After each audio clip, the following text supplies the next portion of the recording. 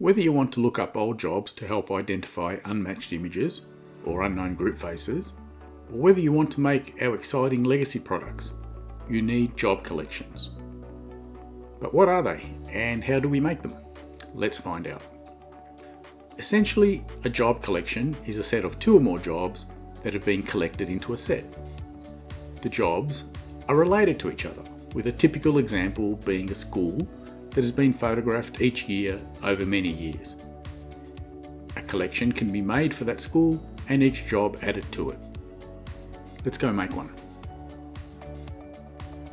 I've got a school called Lookout Hill that I've photographed each year for the past 13 years.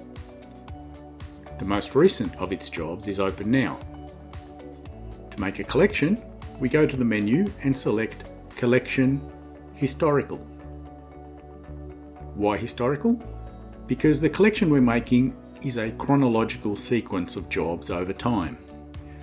In a future update, we'll also have associative collections, used to combine multiple jobs in the same year, or the jobs for a given school district, for example. But for now, we continue with our historical collection. The collection window is where we make a new collection as well as add further jobs to an existing collection. Click the Select button. I could find an existing collection, but I want to create a new one, so I click Create. Give the collection a name. Mine will be called Lookout Hill. Hit OK a couple of times and the collection has been made with the current job already added to it. Let's add my other 12 jobs for Lookout Hill. Click the Add More button. Find the jobs you want and add them. Our Lookout Hill collection now has all 13 jobs.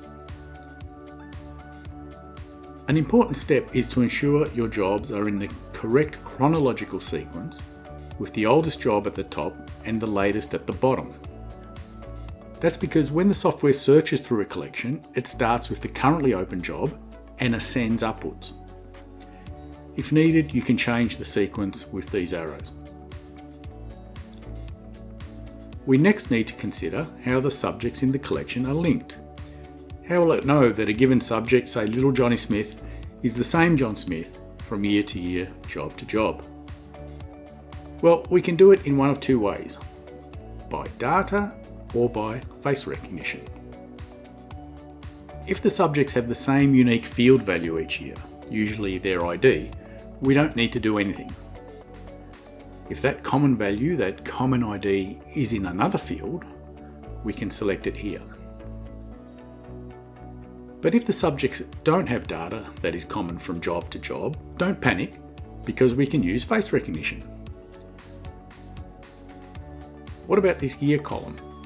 It's optional, but you can put a year in here to help you easily visualize the year a given job belongs to.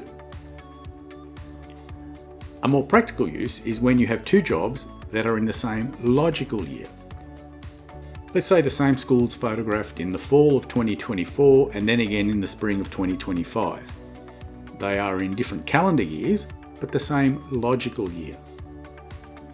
Pop the same year in for both these jobs, so they can be regarded as being in the same year for the purpose of legacy products. One final step to perform if you'll be using the job collection for legacy products and your subjects are linked by face recognition, not data. You need to go to the collection menu again and select Legacy Identify Faces. This action will go through the jobs looking at their face detection profiles where they have one, or detecting their faces on the fly if they don't. Subjects from job to job with the same face will be linked, and that's how it will know that Little Johnny Smith is the same John Smith from year to year. When it's finished doing that linking, you also have the option of deleting any face data it made to alleviate any privacy concerns, for example. Collections are one of the most exciting things we've ever done at Timestone Software, opening up many possibilities both for now and for the future. Bye for now.